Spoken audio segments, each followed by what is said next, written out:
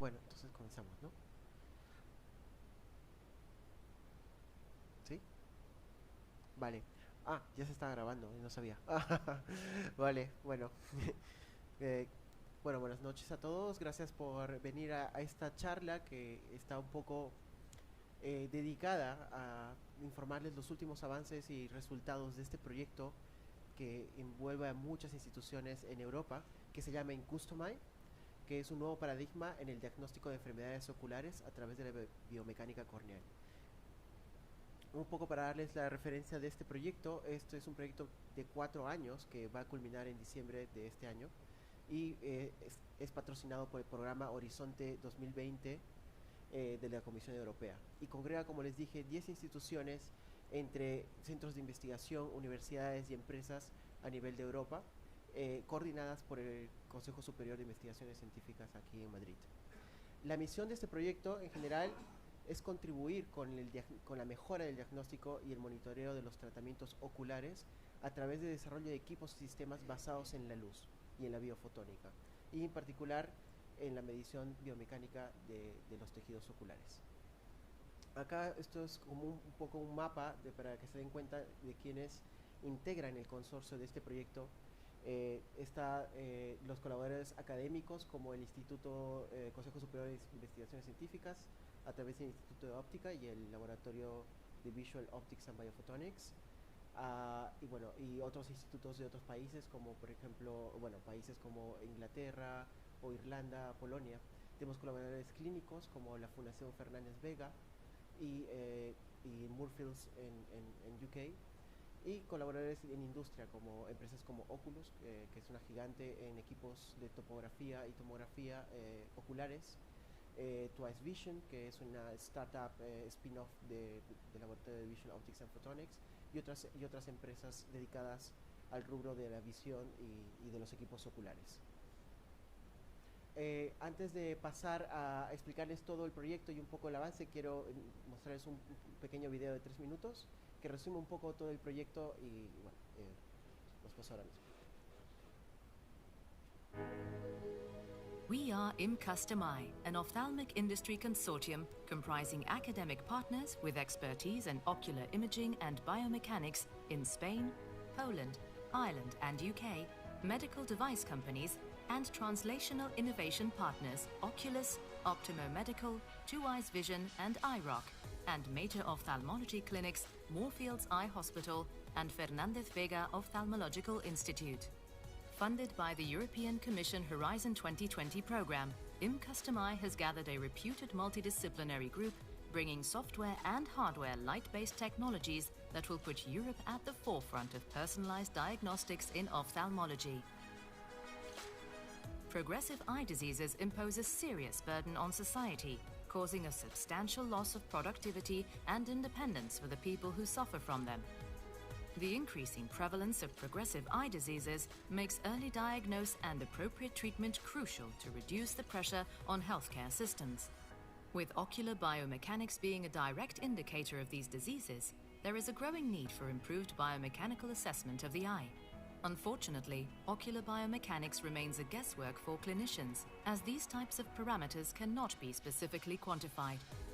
IMCUSTOMEYE's mission is to provide clinicians with a clear insight into the biomechanical state of their patients' eyes so that they can screen, diagnose, and treat their patients with more accuracy and safety. We offer advanced methods to customize and guide treatments that modulate or rely on the biomechanical response of the cornea. IMCUSTOMEYE's technology provides mapping of the cornea and is able to separate biomechanical parameters, giving clinicians a valuable tool for individual patient care. Our products include add-on excitation modules for coupling with commercially available OCT systems, standalone diagnostic device, mid-screener, treatment planning software.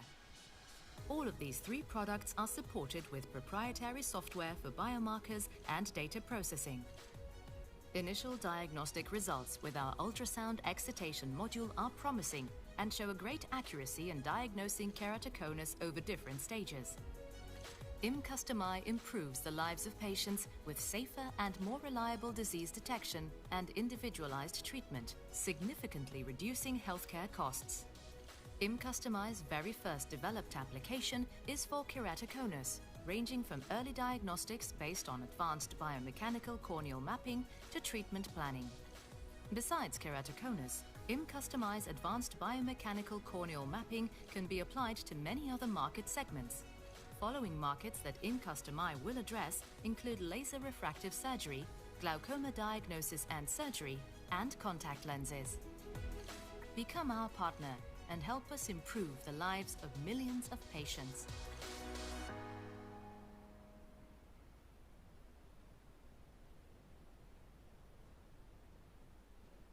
Ok, bueno, espero que les haya gustado un poco el video, es un poco el resumen de este proyecto y más o menos se han enterado de todos los partners que participan y cuál es el objetivo en particular.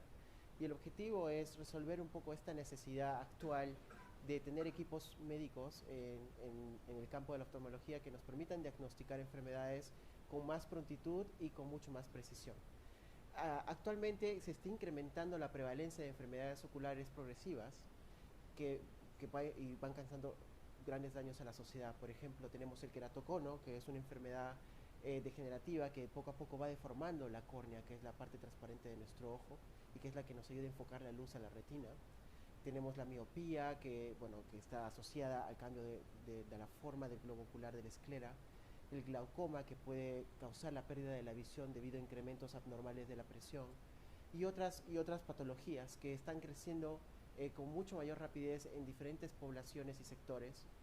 Y a su vez, todas estas enfermedades causan pérdidas de billones de dólares en el mundo debido a la mala visión. Entonces, lo que este proyecto pretende hacer es un poco ofrecer tecnologías que permitan justamente poder diagnosticar estas enfermedades y capturarlas a tiempo para un tratamiento más adecuado.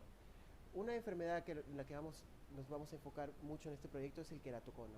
Como les dije, el queratocono es una enfermedad progresiva que deforma la córnea humana, ¿no?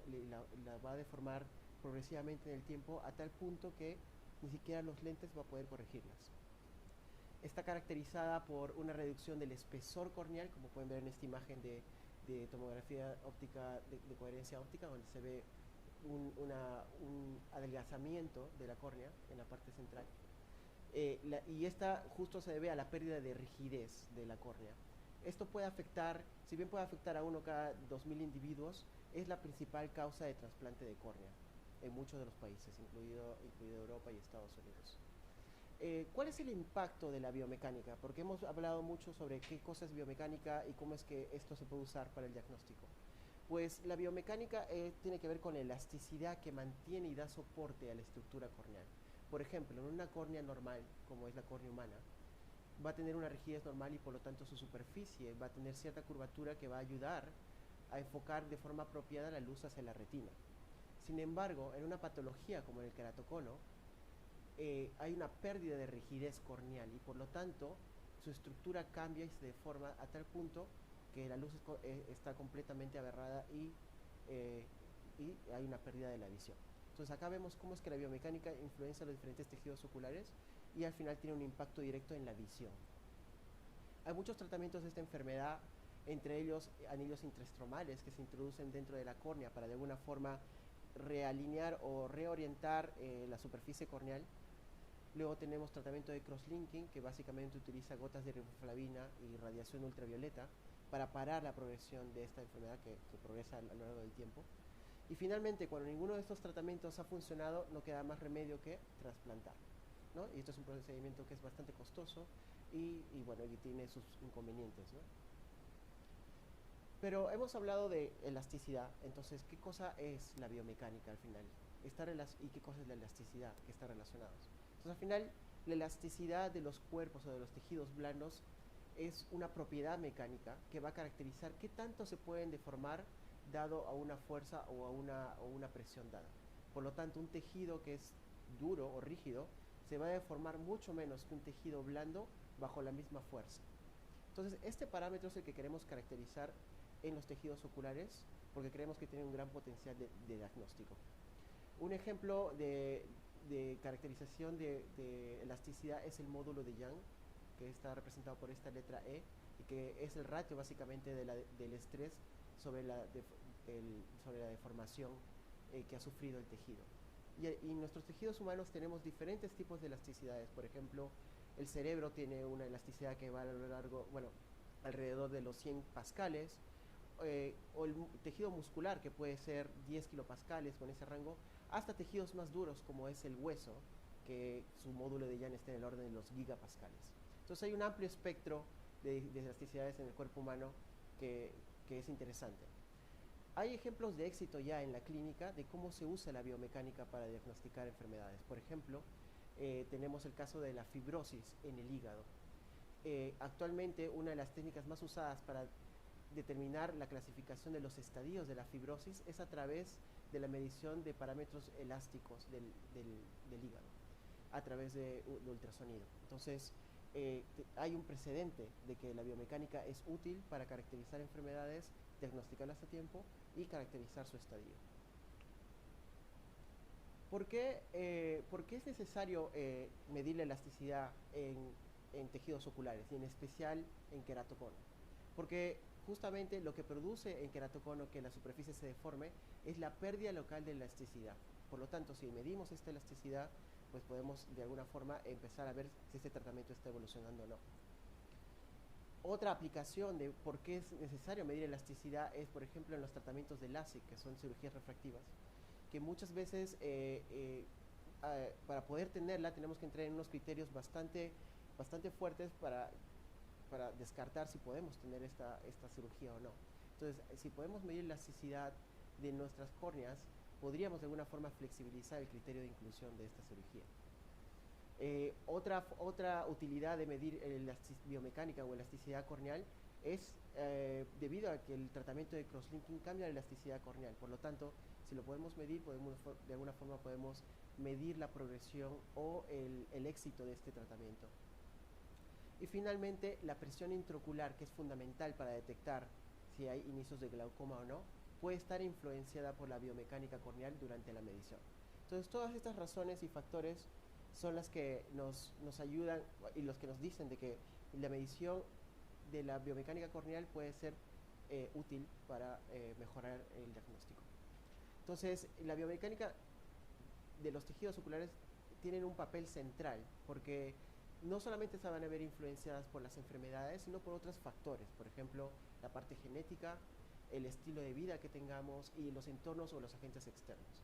Por ejemplo, en queratocono hay un componente genético de tener una córnea anormalmente más blanda y un componente externo, que es, por ejemplo, el frotado de los ojos. Entonces, la mezcla de ambos efectos va a hacer que cambie la biomecánica corneal y por lo tanto que genere una de estas enfermedades. Entonces, podemos entender mejor estas enfermedades oculares si no solamente nos limitamos a medir su estructura, pero también su biomecánica. Y a la vez, si lo podemos hacer, esto nos va a permitir detección temprana de enfermedades, diagnósticos más precisos y nos va a ayudar a su vez usar estos datos para hacer tratamientos personalizados. ¿Cuál es el estado del arte actual o el estándar clínico para tratar estas enfermedades? Pues tenemos los screenings que son del tipo genético o del tipo de proteínas que nos van a decir si tenemos cierto tipo de biomarcadores proteicos o ciertos tipos de genes que nos digan que nos den información sobre una predisposición a cierta enfermedad. El problema con estas técnicas, tal como están, es que no miden directamente el ojo o la córnea y por lo tanto no sabemos exactamente si está pasando algo, ¿no? Nos da una idea de posibilidad, pero no necesariamente una certeza. Por lo tanto, estos tratamientos tienen que ser de alguna forma complementados con mediciones del ojo. Y el otro estándar es la medición a través de la topografía y tomografía para el diagnóstico de enfermedades. Entonces, en la práctica clínica, y muchos de ustedes seguramente cuando han ido a un optómetro o un oftalmólogo, se usan estos aparatos para medir la topografía, la paquimetría y otras mediciones corneales utilizando básicamente la información de la superficie y de las capas del ojo. El problema es que esta tecnología no mide la biomecánica corneal, solo mide la estructura. Entonces, de alguna forma necesitamos esa información.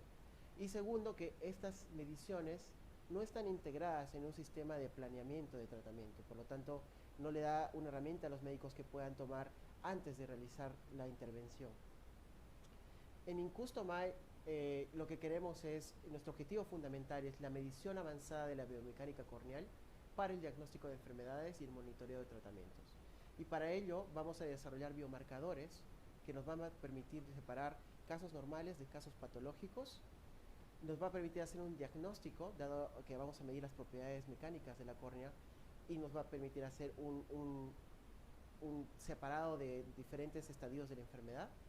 Y finalmente vamos a usar esta data utilizando estos equipos para meterlo un software que nos permita hacer un planeamiento del tratamiento de un paciente en particular. Entonces en IMCUSTOMEYE hemos planteado 3 soluciones. La primera solución es la elaboración de módulos de excitación.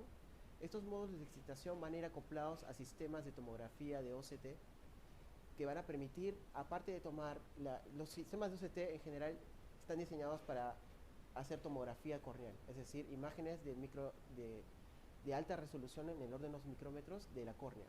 Si a ello se le adhiere uno de estos módulos de excitación, vamos a poder medir las propiedades mecánicas sumadas a las propiedades estructurales del ojo. La segunda solución es el desarrollo de dispositivos independientes que se pueden llevar a la clínica, al contrario del caso anterior, que son módulos, esto es un equipo que de por sí solo puede funcionar y se puede llevar a una clínica y hacer mediciones con los pacientes. La tercera solución está en el lado del software, donde vamos a utilizar la data medida de elasticidad y topografía de nuestros equipos anteriores para planear el tratamiento, por ejemplo, una cirugía refractiva de un paciente en particular. Entonces, estas 3 soluciones son las que se han planteado en el proyecto y se han desarrollado durante estos 4 años. Y a continuación, mi colega Judith Birkenfeld va a explicar cada uno de estos pasos. Oh, yeah. That's true.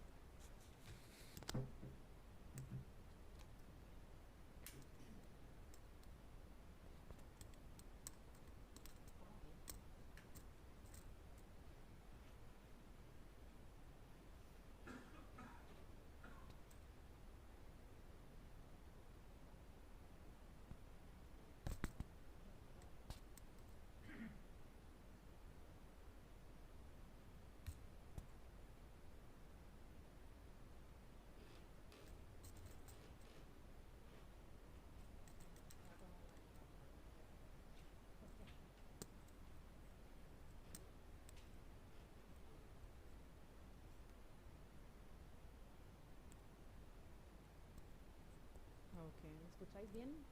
Vale, vamos a cambiar un poco a Spanglish. Voy a hablar en inglés y los diapositivos en español. Entonces,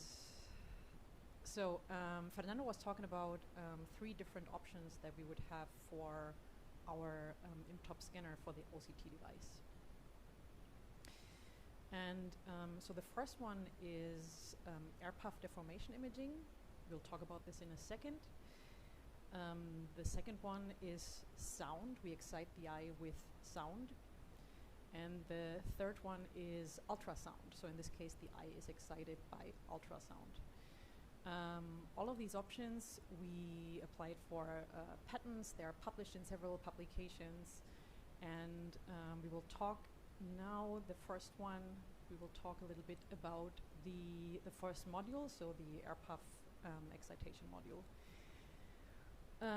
Our baseline instrument is OCT, optical coherence tomography, and the important thing about this instrument is the following. It's ultra fast, and what that means is with this instrument we can do what we call a cross scan. So we can not only scan the cornea in the horizontal meridian, but we can also scan the cornea in the same measurement in the vertical meridian. And this is an advantage that we have with commercial instruments nowadays, because usually the commercial instruments they are measuring just in one spot or in the horizontal meridian. So we added one more meridian, and we can actually add more, as we can see a little bit later in the talk. As I said, so we have an air pulse that is exciting the eye. Maybe when you go to your ophthalmologist, when they measure your intraocular pressure, sometimes they measure it like this. So you're sitting in front of this instrument and a little air pulse comes out and it deforms the cornea about half or 1 millimeter. And this is exactly what we are doing here. And these are the kind of images we're getting. So this is the cornea with the iris. Let's see if I can find the pointer. The cornea with the iris and a little bit of the sclera. We have a very wide field of view, so we can image a little bit of the sclera also. And now here, this is the horizontal meridian of the eye, and this is the actual vertical meridian of the eye in the same measurements. You can actually see the eyelids here of the patient. And what we are doing with these measurements, we are getting the data, and we look at the deformation in different ways. So here there are 3 examples. We have a lot more parameters that we can look at, but we're giving here 3 examples. So one is the peak-to-peak distance. So this is basically the distance between the deforming shoulders of the cornea during deformation. Then we have the deformation amplitude ratio, the DA ratio, and this is nothing more than the deformation at the apex, at the corneal apex, and then so the yellow arrow here divided by an average of all the other distances here, so all the other errors here. And then we have the symmetry ratio, and what we're looking at here at deformation is just that. So we're looking left and right of the cornea and up and down, and we're comparing the left side to the right side and the upper side by the lower side. And these are some of the parameters we're looking at. And so as you can guess, we have a lot of results from that. We have, right now, I'm showing results from around 15 keratoconus 1 patients, around 6 of form thrust and subclinical patients. So these are patients where the keratoconus is not yet morphological. And then, of course, we always have a control group, so the healthy group. And in the next slides, the control group is always in blue. Then we have the form thrust and the subclinical group in orange, and the KC1 group in green, the vertical in dashed lines, and the other line in the horizontal. And so for the DA ratio, for example, we could see very well that the form thrust and the KC1 group are always different from the control group, but even more for the vertical meridian. So in this case, it would make sense to look at the vertical meridian to confirm the diagnosis. And when we look at the asymmetries here, so you can see here the points at 1, 1.5, and 2 millimeters from the cornea, and we are looking at the deformation. And what we basically have to look at, and this is like visually, you can see this very nicely here. So the blue line, the control group, it is just from what you see, it is more symmetric than the form thrust and the KC1 group. And you can see actually here the little crooked KC1. So this is when the keratoconus is already a little more advanced.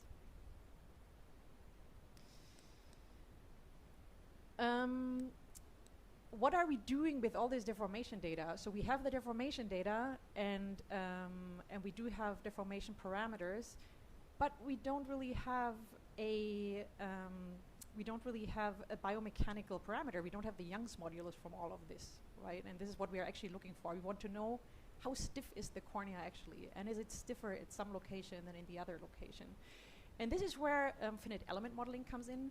We're working with a very well-known group at the University of Liverpool, and what they are doing, so they have our information from the deformation events. They have our information about the characterization of our air puff, so how the air puff hits the cornea. And they have our information about what the individual eye looks like. So they are building with this is going automatically, I don't press anything. So so they are building with finite element modeling your individual eye with your eye's geometry and your corneal topography, And so they have this on one side, and they have the deformation events on the other side. So, and then what they're doing is an inverse analysis to say, okay, with this Young's modulus, this event actually happens. So they just calculate it back. And this is how we actually get the tangent modulus, or the Young's modulus. So a parameter for the corneal stiffness. So, and this is one of the these are one of the results. So what we usually get, or what they are usually doing with the finite element modeling, they are looking if there is actually a cone in the cornea already present. So for the control eye, it's usually not. For the form thrust, sometimes it is, sometimes it's not. And then for the KC1 eye, yes, we have usually a keratoconic cone. And we are doing this for different tensions, so 10, 20, and 30% strain. And it's not really surprising that the pathological zone is less stiff in the cornea. So you get the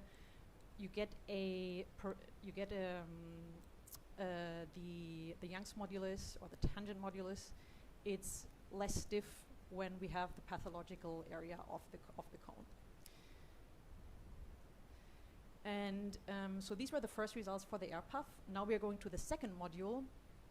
And this is actually a pretty cool setup, because what we're doing is we're having a little loudspeaker, and we're putting it in front of the eye. And it's also a very tricky setup, but it's always fun to talk about it, because we have, this is what we're basically doing. So we have a little commercial loudspeaker. These are loudspeakers from a headphone. This is why they have a hole in the middle, and this is very important to us, because this way we can put the loudspeaker right in front of the eye, and we get a very symmetric distribution of the sound effect on the eye. So once we're doing this, the cornea gets excited. But in this case, the excitation movements are very small. So we're talking about nanometers of movement. So this is highly exaggerated here. But what we are getting from there is a resonance peak. So the cornea starts resonating with the sound. And so we were looking at different artificial corneas first. So an artificial cornea, you can say that it's something like a contact lens, but with the thickness of a real cornea and the geometry of a real cornea. And we have these artificial corneas with different biomechanics. And so we can see the effect of the sound on the cornea for different biomechanics, but also, and this is what this setup looks like, for different IOPs, so for different intraocular pressure. So we put different intraocular pressures on the cornea and measure it for one artificial cornea with one biomechanics, and then for the other one. And you can see the results right here, and you can see there is a change with IOP, there is a change with thickness, but the most change is actually with the change in the Young's modulus.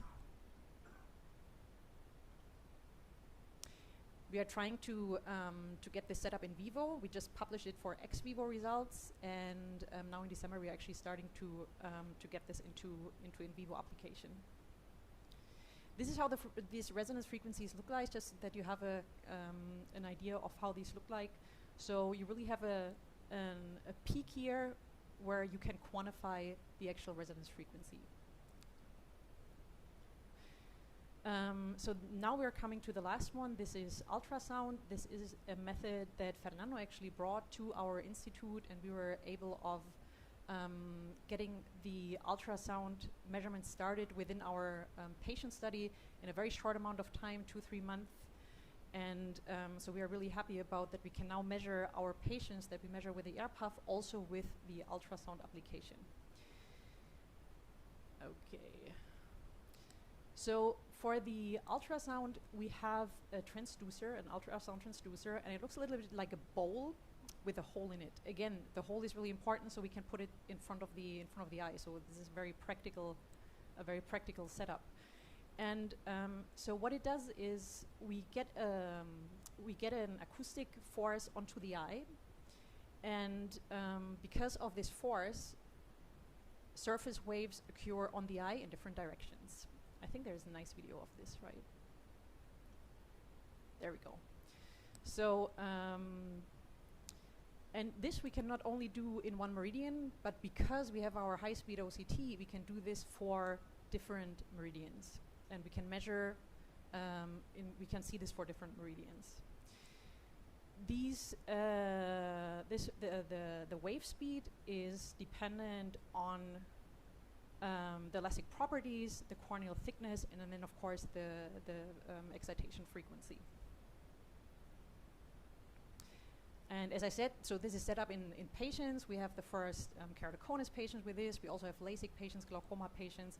So this is just part, right now it's part of our patient study of IMCUSTOMEYE. So as I said, we can measure this in different meridians. And the interesting thing is, so as soon as you have a movement in space and time, like when you're sitting in a car and you can measure that you're going with like 80 kilometers per hour, well, we can also measure the wave speed. Of course, we measure it here in millimeters per millisecond, so we're on a micro scale, but we have this information to measure the speed in different meridians. And if we do a Fourier transformation, so if you go to the frequency space, we can measure it for a certain frequency. And so we get two maps out of this. One is the wave velocity for the different meridians, and the other one is the corneal thickness. This is actually very important. We get from our OCT measurements, we can get the quantified corneal thickness.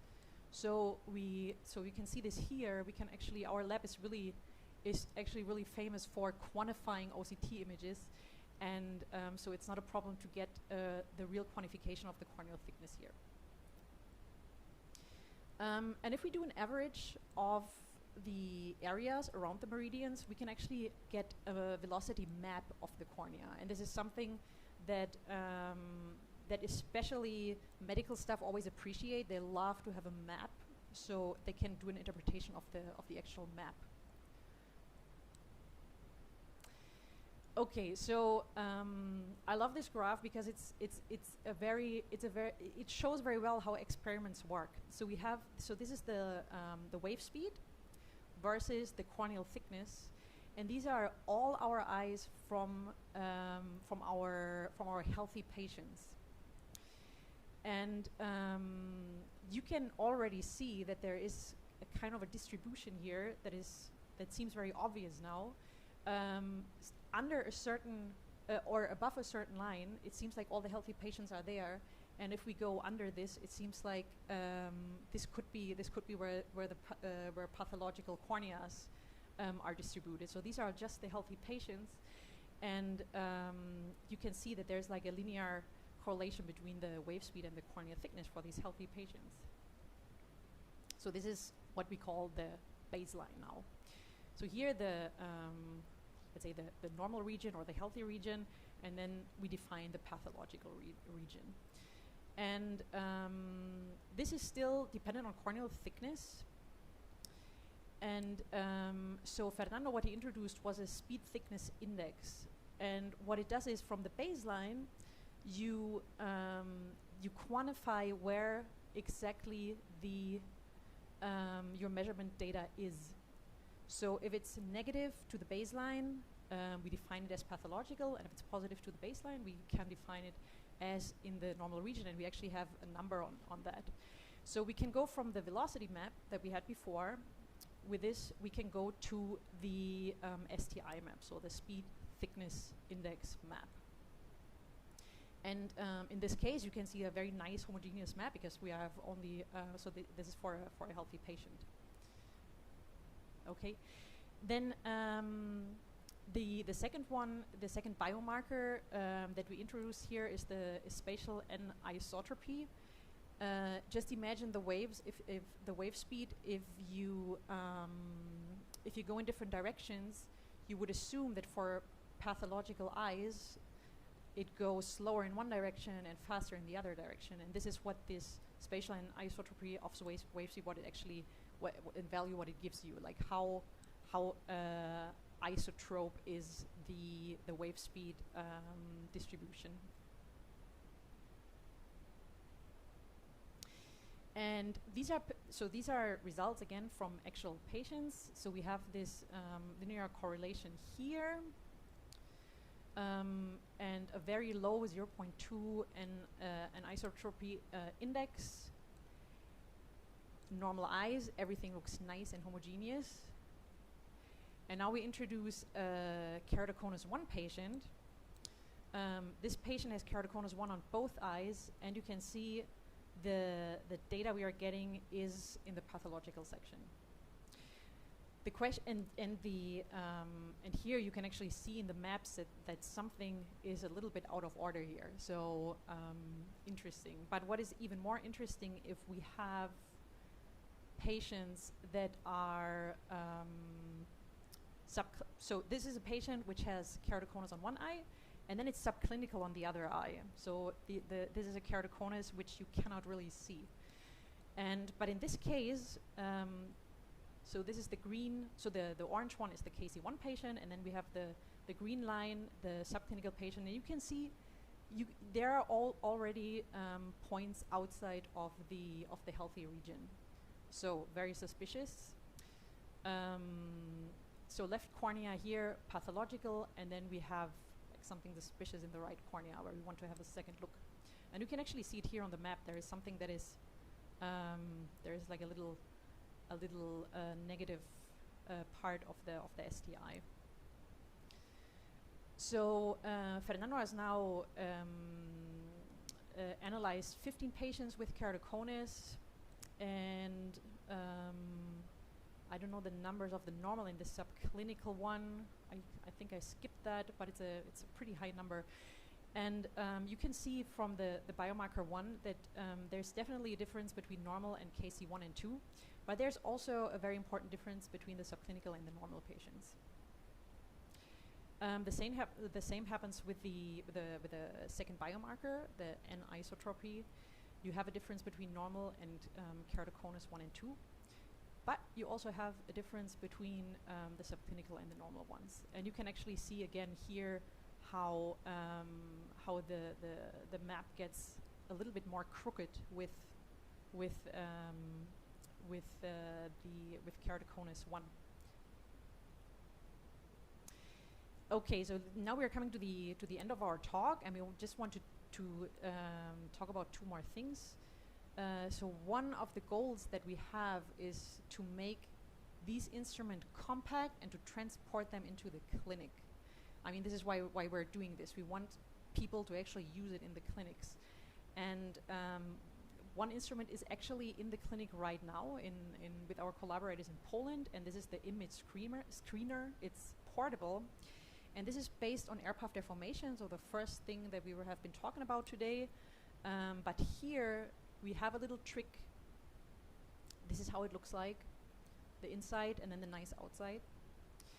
But here we have a little trick. We are not scanning over the whole meridian, but we decided to just scan 9 points in the periphery of the, well, not in the periphery, but in the periphery of the apex. So 1 millimeter from the apex apart. So you can see that. You can see that here. So we have 9 spots, which we investigate during air puff deformation, and these are around 1 millimeter away from the cornea. And this is the instrument which is right now in the clinic, and we are getting the data of this as we speak. Another very interesting collaboration that we have is with Óptica in Switzerland. They are doing software for treatment planning. So they use our data to do treatment planning of keratoconus, LASIK surgery, and cataract surgery. So they get all of the information that we have from our patients, they get our biomechanical data, and they use this information to improve their treatment design. This is how it looks like. So as you can see here, so there are some surgery parameters that can be adjusted, the planning, They can do a simulation of the surgery based on our results and the clinical indices that they get out of it. So this is the end of our talk. So I hope we convinced you that that this is a really nice project to move forward. It has, so the really key points here are basically we advanced biomechanical measurements within the last years. We introduced several excitation methods and got really a clarification of what of how we measure biomechanics and what type of results we're expecting from it and how we can do a good interpretation of it. We want to be flexible and cost effective. That's why we're always going for, in the end, for low cost. So how can we do that low cost and bring it into the clinics? And how can we integrate this with the software planning? And the benefits for the patients are the extreme individualization of our measurements. So all the treatment planning and the analysis of the cornea is based on very individual patient data. For the MDs, for the ophthalmologists, of course, they have one parameter more with the biomechanics, and I think we are getting to a point where we can just give them a map which they can do their interpretation of, which is always really helpful for them. And then, of course, it has an impact on our security system, because the earlier we detect ocular diseases, the less we have to pay to halt the disease or to give the medications out. All right, and this is our group on our roof terrace here in Madrid, and a part of the IMCUSTOMEYE consortium. If you have any questions, you can ask now in Spanish and English. You can write us, or you can visit our homepage, and we are also on Twitter. So thank you so much for listening and for being here. That was really nice.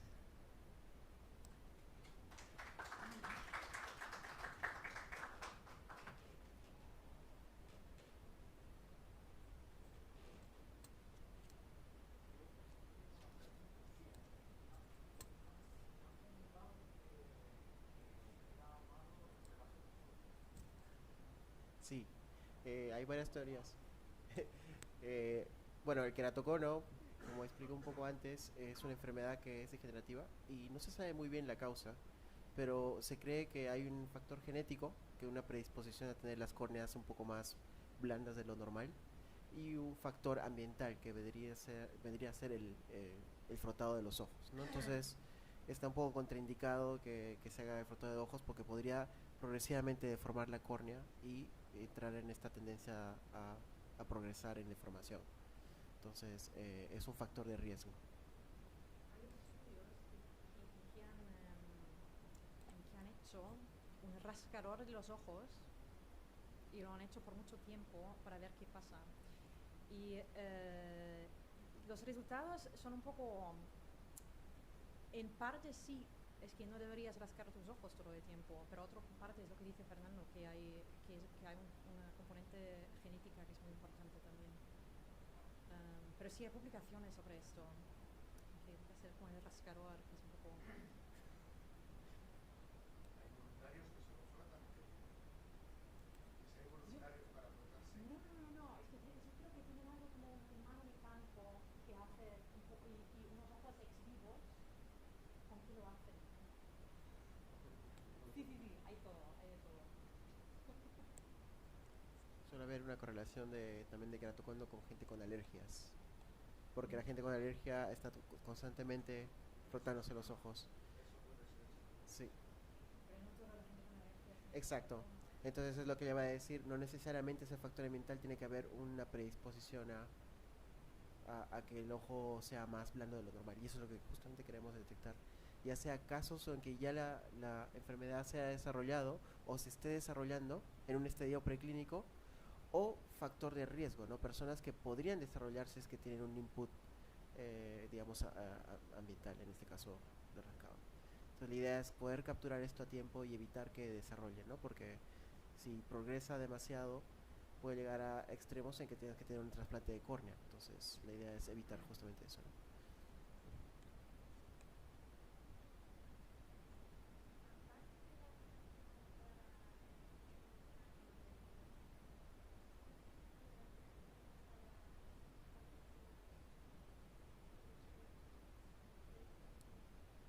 Sí, actualmente es una buena pregunta. Actualmente estamos explorando cuál sería la aplicación de esto para otro tipo de cirugías, por ejemplo. Cómo podemos monitorear el tratamiento de crosslinking que se aplica a queratocono, o cuál es el impacto, por ejemplo, de estos anillos intraestromales en la biomecánica corneal. Y algo más de cerca, digamos, más relacionado al día a día, que es los tratamientos de cirugía refractiva de LASIK. ¿Cuál es el impacto biomecánico de estos tratamientos? Y cómo podemos evitar que estos casos de ectasia que se desarrollan después de la cirugía, eh, ¿por qué ocurren? Quizás es porque tienen una córnea más blanda de lo normal y al aplicar esta cirugía están haciendo que desarrollen esta enfermedad, ¿no? Y de hecho hemos abierto otra vía de proyecto sobre miopía, porque con la miopía lo que pasa es que el ojo se elonga, ¿no? Y eso tiene efecto en la biomecánica de la esclera, de la parte blanco del ojo. Y ahora usamos básicamente todos los tipos de excitación que hemos presentado, pero para la esclera, que es un poco más complicado, pero sí que ya hemos trabajado un poco en esto. Entonces hay muchas más aplicaciones para eso.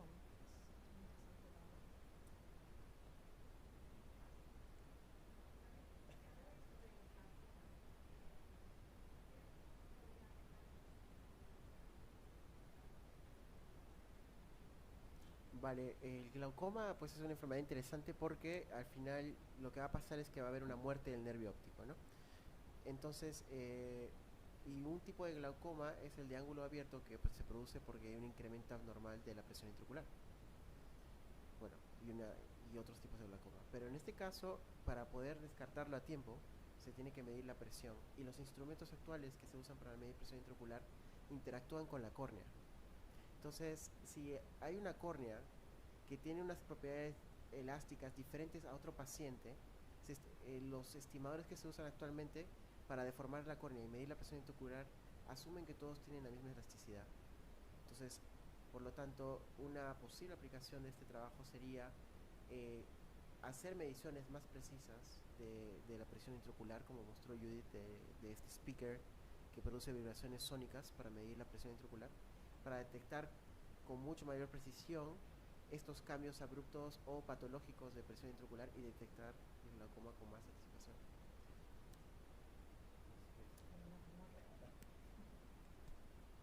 Vale. Listo, muchas gracias.